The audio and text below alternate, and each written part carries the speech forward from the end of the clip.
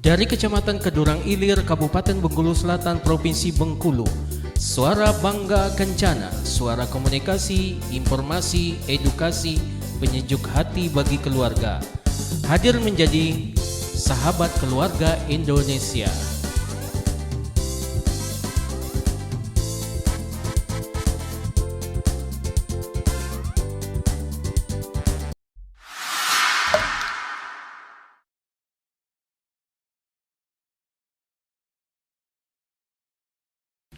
Assalamualaikum warahmatullahi wabarakatuh. Balik lagi dalam podcast Suara Bangga Kencana. Hari ini saya yang akan menemani teman-teman yang ada di rumah atau dimanapun berada, yang akan menjadi host bertemakan stimulasi anak atau main sambil tumbuh ya Kak Cindy ya. Tentunya saya tidak sendiri, saya sudah ditemani dengan narasumber kita pada hari ini. Pasti sobat-sobat di rumah sudah nggak asing lagi nih dengan narasumber kita.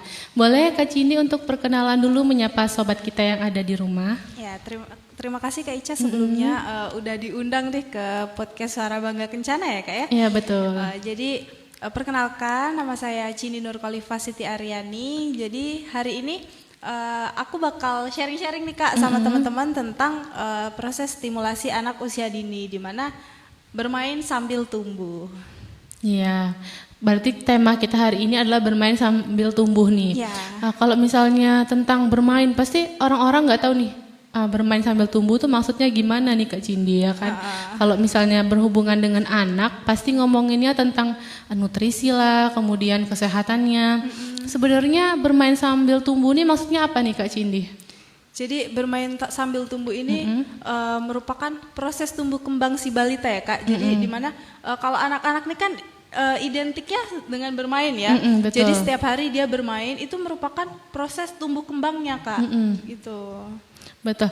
Berarti kalau misalnya tentang bermain sambil tumbuh ini berhubungan dengan stimulasi anak ya Kak Cindy? Benar sekali. Nah, kalau misalnya mungkin sobat-sobat di rumah nggak ngerti nih apa itu stimulasi untuk anak. Boleh dijelaskan sedikit Kak Cindy stimulasi untuk anak itu bagaimana dan kenapa sih penting nih untuk anak itu sendiri? Baik. Jadi mungkin orang tua, ibu-ibu muda zaman sekarang tuh banyak yang nggak tahu nih Kak, apa sih sebenarnya stimulasi. Mungkin juga di beberapa daerah ini masih awam sekali tentang stimulasi. Betul. Jadi di sini saya akan bantu jelasin tentang stimulasi ini, di mana stimulasi ini sendiri merupakan proses tumbuh kembang si buah hati. Jadi tadi kita singgung di awal bahwa tumbuh kembang main sambil tumbuh. Artinya stimulasi ini merupakan suatu proses pertumbuhan balita kita dari usia 0 sampai 6 tahun itu kan biasanya disebut dengan usia emas ya Kak, usia betul. emas balita. Jadi di usia 0 sampai 6 itu merupakan proses tumbuh kembangnya balita. Jadi di mana usia 0 sampai 6 ini merupakan prosesnya pertumbuhan si balita tadi. Betul. Apalagi itu lagi meniru terus explore ya Kak Cindy ya.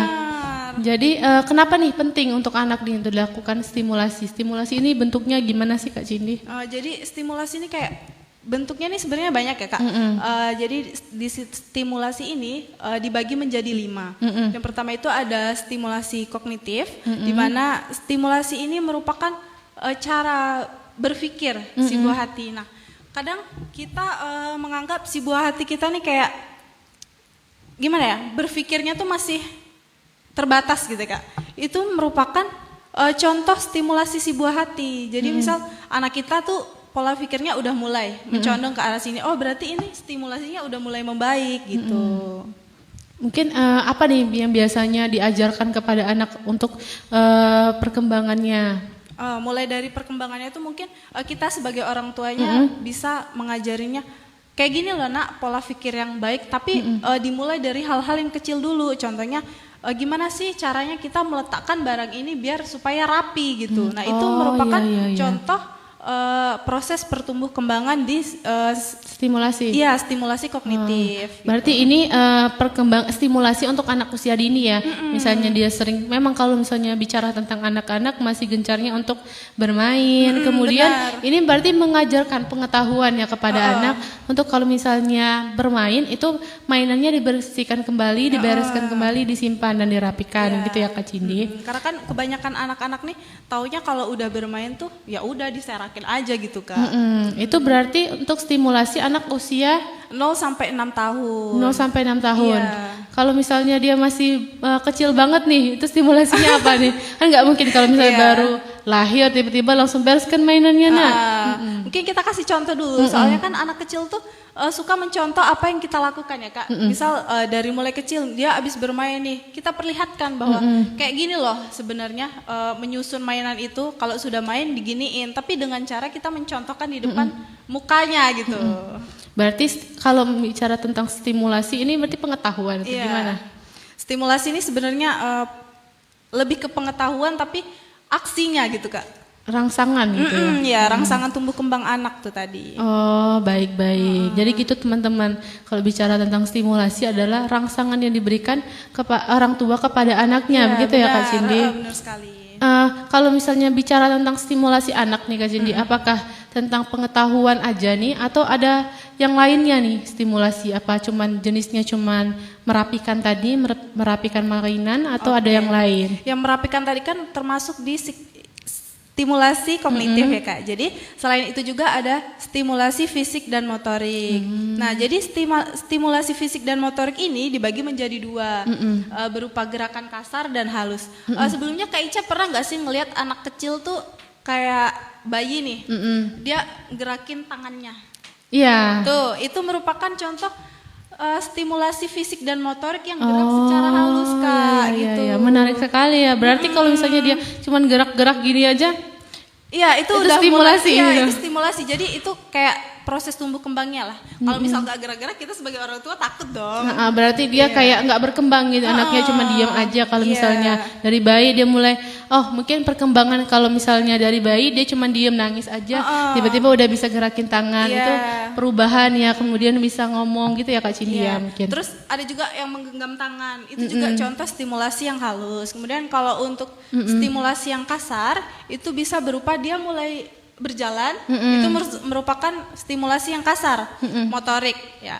Jadi berjalan, berlari, melompat, terus kayak menaikin tangga, itu udah contoh yang kasarnya. Berarti ini nggak mungkin anak tiba-tiba langsung bisa gerakin tangan, itu ada stimulasinya dari orang tua nggak? Iya, kayak tapi kebanyakan langsung nggak sih? Langsung? Refleks. Langsung gini. Iya, atau kadang biasanya kita ajarin untuk dada kayak gitu. Benar. Ada lagi nggak nih Kak Cindy tentang stimulasi ini? Udah tuh ada juga dari stimulasi yang di dimensi bahasa, di mana anak ini kan mulai belajar ngomong ya Kak, dari kata per kata. Biasanya kalau untuk anak kecil tuh belajar ngomong tuh pertama apa sih? Ibu ya? Mama, ibu atau mama, papa iya gitu. Jadi dia masih patah-patah. Nah ini merupakan contoh perkembangan stimulasi anak tadi gitu. Mungkin bisa diajarkan kali kalau misalnya kata-kata mama, kan gampang ya mama, papa, atau gitu. mamam, kebanyakan mamam gitu ya Kak Cindy. Berarti menstimulasi anak kita kayak diajak ngomong gitu ya, mungkin stimulasi. Diajak ngomong. Nah ini nih bahasa nih juga langsung bersangkutan dengan sosial emosional. Nah, sosial emosional ini merupakan stimulasi juga dari si buah hati kita, termasuk mengelola emosi. Kan biasanya anak kecil tuh tantrum gitu kan. Nah, itu tuh sebenarnya cara dia meluapkan emosinya gitu. Cuman kan dia belum bisa ngomong. Iya betul. Jadi dia meluapinnya sambil ya tantrum. Benar, kalau bisa bicara tentang anak pasti tentang tantrum lah, nangis, ngerengek. Benar. Berarti ini juga termasuk dari stimulasi. Iya, stimulasi. Ada lagi nggak nih Kak Cindy? Udah ya, mungkin untuk dimensinya itu aja. Oke, jadi banyak sekali stimulasi ini tadi dari knowledge, mungkin pengetahuan dari anak itu, merapikan mainan tadi ya, kemudian menggerakkan jari itu termasuk stimulasi, berbicara sedikit-sedikit itu juga stimulasi. Tentunya harus dari bantuan orang tuanya ya Kak Cindy. Kalau misalnya anak, kadang kalau saya itu ya di rumah misalnya, kadang anak tuh nggak terlalu aktif, bisa dibantu, didorong. Misalnya kalau anak tuh kan berkembang, kadang nangis, terus habis itu nanti kalau udah agak beranjak dewasa kan dia stepnya apa sih namanya, merangkak. Nah, Iya, merangkak. Nah, itu perlu dorongan dari orang tua. Karena Iya. itu juga stimulasi ya Kak Cindy, Benar, misalnya. itu termasuk di gerakan yang kasar ya Kak. Misalnya dia dibuat tengkurap dulu. Nah, kan awal-awal dia nggak bisa langsung tengkurup ya. Iya. Kita bantu. ajarkan, Biasanya tuh kalau agak didorong gitu badannya agar dia ngerasa oh gini caranya tengkurap. iya. Kemudian kalau udah bisa tengkurap nanti baru jalan gitu. Jadi awal-awal jadi dibantu ya untuk teman-teman nggak langsung bisa anak, tapi ada stimulasi dari orang tuanya nih. Kak Ica kayaknya udah paham nih. Iya. Oke. Terus kalau bicara tentang stimulasi nih Kak Cindy, ada nggak sih yang bisa dilakukan sehari-hari nih di rumah untuk menunjang stimulasi untuk anak kita sendiri? Ya, ini tadi stimulasi itu kan dari orang tuanya ya Kak. Jadi kita sebagai orang tua tuh sebenarnya harus kreatif Kak. Kita kalau misal punya balita, punya anak kecil di rumah, kita harus kreatif. Kita harus punya 1001 cara gimana caranya anak kita ini bisa loh melakukan kegiatan yang produktif. Jadi kalau untuk di keluarga mungkin kita sebagai orang tua bisa membantu anak kita dengan menyusun puzzle atau menggambar, mewarnai, itu merupakan contoh stimulasi. Itu Jadi masuk stimulasi mana Kak? itu stimulasi yang fisik dan motorik. Oh iya. Jadi dia ada proses tumbuh kembangnya setiap hari. Dia hari ini bisa menggambar loh, besok dia bisa menghitung kancing loh. Nah itu merupakan contoh stimulasi. Oke, berarti kalau dari bayi tadi dibantu untuk ngerangkak, kemudian kalau udah mulai balita, baduta, diajak nyusun puzzle. Jadi otaknya berpikir, berkembang ya, melakukan perkembangan. Jadi nggak kayak stuck di situ aja, tapi orang tuanya membantu nih. Diajak main puzzle gitu ya Kak Cindy ya. Tapi kebanyakan orang tua zaman sekarang tuh lebih kayak ngajarin anaknya tuh lewat handphone ya Kak, kayak otodidak anaknya. Nih udah langsung aja pelajarin ini, nonton di HP gitu. Sebenarnya itu nggak bagus. Kalau bisa kita menghindari anak kita dari yang namanya gadget gitu. Kalau misal berhubungan tentang gadget nih, boleh nggak sih anak mainan gadget?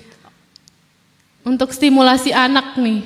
Sebenarnya itu tidak dianjurkan ya Kak. Kita sebagai orang tua, disinilah peran kita gitu. Disinilah peran kita. Jadi kalau bisa, yang namanya handphone itu benar-benar dijauhkan karena sekali kita kasih handphone itu bakalan kecanduan. Kak. Kadang memang untuk menstimulasi anaknya, kadang orang tua dari dini, dari kecil anaknya, misalnya untuk diajarin ngomong, nonton ini yang apa misalnya baby itu kan nyanyi kan. Tapi beberapa ya ada orang tua yang kayak gitu. Biar anaknya bisa bernyanyi lewat handphone. Bisa bahasa Inggris katanya dikasih. Tapi sebenarnya daripada handphone lebih baik kita tayangkan lewat TV. Kan TV itu sekarang udah ada yang TV bisa nyambung ke YouTube. Smart TV ya. Ya ke YT. Nah, jadi kita bisa tuh kita kasih tontonan di situ. Jadi kan anak tuh nggak terpaku melihat HP terus karena itu bisa merusak mata. Oh, kalau misalnya lewat TV mungkin lebih jauh ya bisa agak jauh. melihat. Karena layarnya lebar ya Kak Cindy ya. Tuh gitu teman-teman, untuk mensiasati kalau misalnya anaknya tetap mau dilakukan stimulasi, mungkin diajarkan berbahasa Inggris. Nah, bisa pakai alternatif lewat TV, begitu ya Kak Cindy. Mungkin teman-teman jangan lupa kalau misalnya ingin bertanya, bisa langsung di drop di kolom komentar, nanti narasumber kita akan menjawabnya ya. Apalagi ini sudah banyak sekali penonton, kita sudah 4.000 penonton. Kayaknya channelnya udah terkenal ya Kak? Iya betul sekali, siapa sih yang nggak tahu podcast Suara Bangga Kencana. Tuh ada lagi sudah dari siapa ya itu? Dari Cindut, Toko Jaya sudah masuk. Nah itu penonton setiap podcast Suara Bangga Kencana Kak Cindy. Oh udah ada penonton setianya. Iya. Oke lanjut ya Kak Cindy.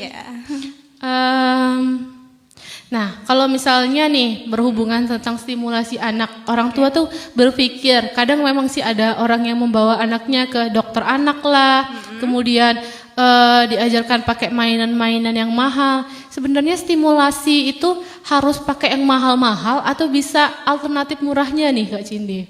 Tuh banyak ya orang tua yang salah kaprah ya Kak tentang hal ini. Sebenarnya stimulasi itu bisa dimulai dari hal yang murah loh, nggak harus yang mahal. Misalnya kita harus pergi ke mall nih buat ngajak anak kita biar tahu isi dunia gitu. Enggak, sebenarnya nggak kayak gitu. Isi dunia. Iya, cukup kita ajak keliling nih. Misal kakak hidup di sebuah perdesaan. Kita ajak keluar. Nanti anak-anak tuh bakal belajar karena kan anak-anak tuh kebanyakan tuh banyak tanya ya.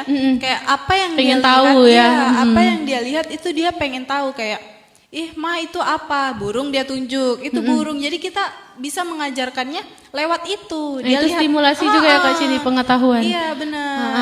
gitu Dia ya, lihat teman-teman. rumput dia bertanya, dia lihat apapun dia bertanya. Nah itu merupakan proses pertumbuh kembangan anak tadi. Berarti gitu teman-teman, anaknya jangan dikurung di rumah terus. Iya, tuh. Gara-gara ibunya mau main HP, anaknya udah di rumah aja. Benar. Tapi kalau misalnya diajak keluar, anak bisa ngelihat, oh ini pasir gini ya teksturnya, benar. mungkin ngelihat pantai, oh pantai gini, ada burung banyak gitu Iya, ya. apalagi di daerah kita kan deket sama pantai. Jadi betul. bisa tuh diajarin dari mulai tekstur pasir gimana, teksturnya batu gimana. Gitu.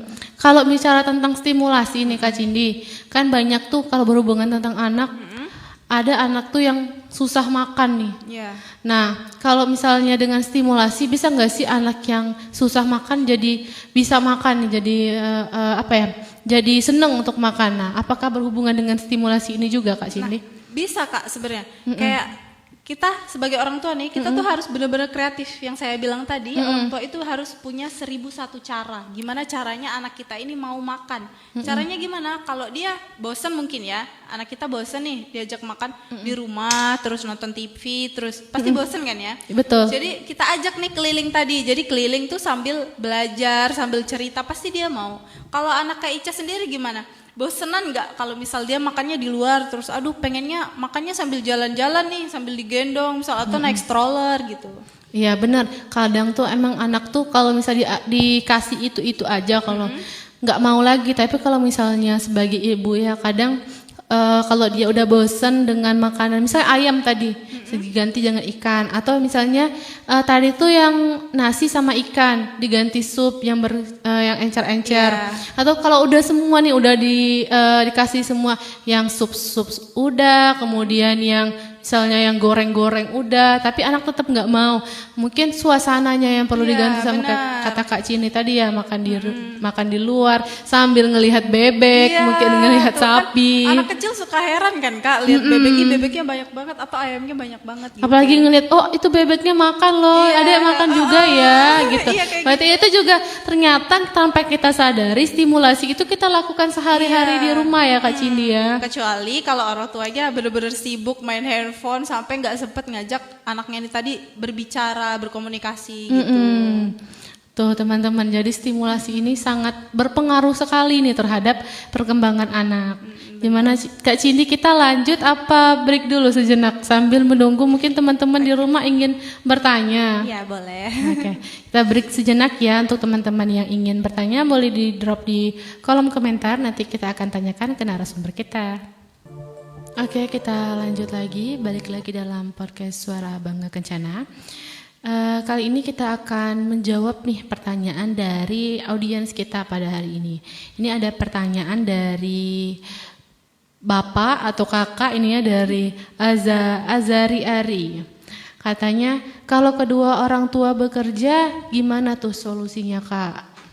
Gimana Kak Cindy? Ini nih kayak hal-hal ini nih banyak sekali dipermasalahin, apalagi di dunia perkariran orang tuanya. Jadi orang tuanya yang ibunya kerja, ayahnya kerja, jadi bingung, aduh gimana ya anak saya, jadi kayak kurang kasih sayang gitu gak sih, apalagi tetangga-tetangga sekitar nilainya kasihan banget anaknya nggak dapet kasih sayang. Kadang gitu kan. dikasih ke neneknya juga nggak tahu nih. Iya, kadang kan pola asuh neneknya dengan orang tua tuh berbeda gitu, jadi nggak bisa disamakan. Jadi kalau dari saya, misal orang tuanya nih bekerja semua nih dari pagi sampai sore ya Kak, pulang jam 5 misal. Otomatis sampai rumah tuh kan masih ada tuh waktu. Nah, jadi kita gunakan malamnya tuh ya kalau udah kumpul keluarga tuh ya udah kumpul. Maksudnya jangan main HP lagi, jangan fokus sama pekerjaan masing-masing lagi. Kalau udah pulang ke rumah, ya berkumpul. Maksudnya kayak ajak anaknya bermain, ajarin anaknya, ajak anaknya komunikasi, tanyain gitu. Apalagi kalau anaknya udah bisa berbicara, tanyain hari ini kegiatannya apa aja nak gitu. Wah, jadi gitu teman-teman. Apalagi kalau misalnya tentang bekerja kan nggak mungkin ya Kak sampai 24 jam. Nah, pasti harus meluangkan meluangkan waktu untuk keluarganya. Kalau misalnya yang LDR nih Kak Cindy, ada nggak? Oh, kayak kalau yang LDR Jauh nih, pulangnya misalnya setahun sekali. Tuh misal anaknya sama ibunya di rumah, yang ayahnya LDR, ayahnya bisa bantu. Misal kapan sempatnya VC, di VC anaknya, diajak ngobrol anaknya, kan emang mungkin balita nih agak susah ngobrol lewat VC, apalagi sama orang yang jarang ditemuin. Malu nggak sih Kak? Kadang malu. Mungkin bisa jadi anaknya udah lupa, ini siapa sih? Gitu ya kan? Ini siapa sih? Jadi ya kita sebagai ayahnya kalau misal LDR, jadi komunikasi kan virtual nih. Jadi ya diajak VC tiap hari, diajak ngobrol anaknya gitu, dikasih pengertian. Nah gitu. Siapa tadi? Azari ya. Gimana, sudah terjawab Pak Azari? Ya. Jadi gitu ya, kalau misalnya dia orang tuanya sibuk bekerja dua-duanya, sempatkan waktu ya Kak Cindy di saat pulang dari kerjaan, bisa dari malam harinya atau mungkin pas weekend ya Kak Cindy. Nah, bisa diajak untuk quality time bersama keluarganya. Kemudian kalau misalnya memang saya jauh banget nih nggak bisa menyempatkan waktu sore malam hari atau mungkin weekend, itu bisa melalui video callan ya Kak Cindy. Jadi gitu. Atau harusnya bapaknya bisa pulang sih. Jangan sampai dibiarin lama-lama, nanti takutnya anaknya lupa. Iya benar tuh. Memang kalau misalnya yang terbaik itu adalah kebersamaan ya, tatap muka langsung. Iya benar. Gitu ya teman-teman di rumah. Ada lagi? Boleh. Oke. Ini katanya dari toko Pupuk Jaya Maju, materi hari ini apa Min katanya. Tentang stimulasi anak ya, bermain sambil tumbuh ya Kak Cindy. Nah, kalau misalnya pengen bertanya seputar materi hari ini, boleh di kolom komentar, nanti kita jawab ya. Kemudian ini dari Poppy Traya, hai salam PKB katanya. Halo. Kak Poppy dari PKB mana? Kita dari Bengkulu Selatan. Dari PKB Padang Lawas. Padang Lawas daerah mana? Padang Lawas nih mana ya? Udah jauh sekali ternyata ya. Berarti banyak sekali nih yang menonton kita hari ini. Kemarin dari Jambi. Mungkin Kak, kalau misalnya pengen sharing-sharing juga boleh ya bersama kita. Kita nanti tentukan jadwalnya, tinggal DM di akun kita. Iya. Kemudian ini ada pertanyaan Kak Cindy, cara biar anak nggak kecanduan dengan handphone. Tuh anaknya kayaknya udah kecanduan handphone tuh. Gimana Ayo, nih? itu sebenarnya kita nggak bisa full nyalahin orang tua. Itu dari awal ya, kenapa sudah diperkenalkan oleh handphone. Jadi kalau misal anaknya udah terlanjur kecanduan HP, coba ibu atau bapak dialihkan. Kayak dikasih, misal anaknya nih mau main handphone, nak nggak usah dulu main handphone, kita kasih opsi lain, kita kasih permainan lain yang jauh mungkin lebih seru menurut dia Kak, gitu. Jadi misal dia nggak pernah main puzzle, kita kasih main ini dulu nak, coba kita alihkan ke permainan yang lain gitu.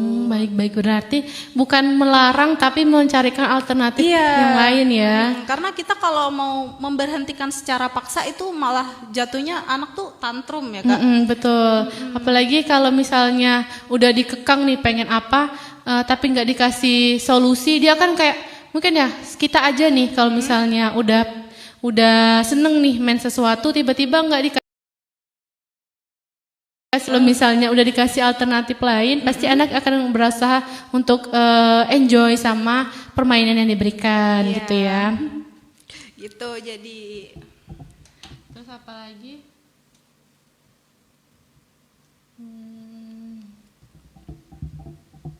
Bagusnya katanya berapa kali sehari main HP Kak? Berarti masih tetap mau memberikan HP-nya, tapi gimana nih tipsnya? Iya, jadi kita batasi lah. Misal kita anaknya udah sekolah belum Pak? Misal anaknya udah sekolah nih. Jadi sebelum berangkat sekolah itu usahakan anak tuh jangan dikasih HP. Karena kenapa Kak? Itu tuh nanti bakal mempengaruhi proses belajar dia di sekolah. Misal pagi-pagi nih. Mau main HP dulu nanti dia pas di sekolah ingetnya sama ini HP nih. Pengen pulang. Aduh gitu. pengen pulang mau main Roblox tuh gitu. Gimana Roblox lagi nih. Nanti anaknya di sekolah kepikiran, aduh pagi tadi Roblox aku belum selesai, tontonan YT aku belum selesai. Jadi kepikiran. Tuh bagusnya kalau anak pulang sekolah kan biasanya dikasih PR tuh. Suruh kerjain dulu PR-nya. Pokoknya selesaiin dulu proses belajar mengajar dia di sekolah, tugas-tugasnya selesaiin dulu. Nanti kalau udah selesai, misal benar-benar dia ada waktu luang, kasih sebentar, dibatasin. Misal sekali dia main tuh 30 menit atau 1 jam gitu. Nah, jadi gitu ya. Tetap boleh bermain HP kalau misalnya dia pengen main HP. Apalagi kalau misalnya di era zaman sekarang yang kalau misalnya kita enggak bermain HP, itu ketinggalan zaman ya Kak Cindy. Zaman. Nanti takutnya malah anak kita kudet. Ya tetap dibiarkan, tapi tetap diberikan aturan nih kepada anak kita. Jangan sampai dia ngerasa HP ini adalah dunianya gitu. Jadi misalnya setelah dia mengerjakan semua tanggung jawabnya, kewajibannya, baru boleh untuk bermain HP gitu Kak. Benar. Thank you penjelasannya Kak Cindy. Sama-sama. Oke, lanjut lagi ya Kak. Oke, kita tadi kan sudah menjelaskan nih panjang lebar tentang stimulasi itu apa, kemudian apa aja sih stimulasi ini. Nah, tentunya ayah dan ibu punya peran untuk melakukan stimulasi itu sendiri. Nah, gimana sih melakukan stimulasi yang seimbang nih antara ayah dan ibu di rumah Kak Cindy? Ya. Jadi kita sebagai ayah dan ibu tuh kayak mempunyai peran masing-masing gitu loh Kak. Betul. Kita sebagai ibu tuh pasti lebih ke yang softnya, ke yang lembutnya. Kita proses pendekatan diri kita ke anak kita tuh ya kayak diajak ngobrol, diajak curhat, kayak dari hati ke hati. Kalau ibu tuh ya, beda kayak ayah. Kalau ayah tuh berupa tindakannya, actionnya. Iya, actionnya. Jadi bisa berupa kayak ayah nih mendukung loh kayak gini. Nah ibu tuh ngarahkan. Nah ayah yang mendukung gitu. Betul. Jadi saling bekerja sama. Berarti kayak ibu itu yang melakukan empati, pendekatan nih dari hati ke hati kepada anaknya. Kemudian misalnya yang sering terjadi itu adalah anaknya tuh butuh perlindungan. Nah itu baru ayahnya yang action, mencontohkan. Apalagi kalau misalnya untuk sosok anak perempuan nih, pasti dia kayak melihat ayahnya itu sesuatu yang pahlawannya, gitu ya Kak ya. Nah gitu. Jangan ya, sampai malah anak kita takut sama ayahnya gitu. Betul. Berarti gitu ya teman-teman, untuk melakukan tindakannya itu dilakukan oleh seorang ayah. Kemudian untuk pendekatan empatinya itu dilakukan oleh seorang ibu, tentunya dengan kerjasama. Dan kalau misalnya ayahnya bilang A, pasti ibunya harus bilang A juga. Iya, harus sama. Nanti jangan si ayah bilang A, nanti si ibu bilang C. Aduh, pusing nih. Iya. Jadi kayak ini gue harus ngapain ya gitu. Jadi bingung anaknya, nanti udahlah aku pilih pilihan sendiri aja gitu. Betul. Nah, jadi gitu ya. Kalau misalnya untuk orang tua harus saling berkompromi dulu nih sebelum dilakukan action nih kepada anaknya. Benar. Boleh tuh untuk pernikahan. Komunikasi itu penting. Ya. Jadi misalnya diajak ngobrol orang tua, ayahnya atau ibunya, hari ini kita pola pengasuhannya gimana ya, kalau misalnya baiknya gimana, baru diterapkan. Jangan sampai orang tuanya ibunya sudah menerapkan A, tiba-tiba bapaknya mau B gitu. Iya, berbeda.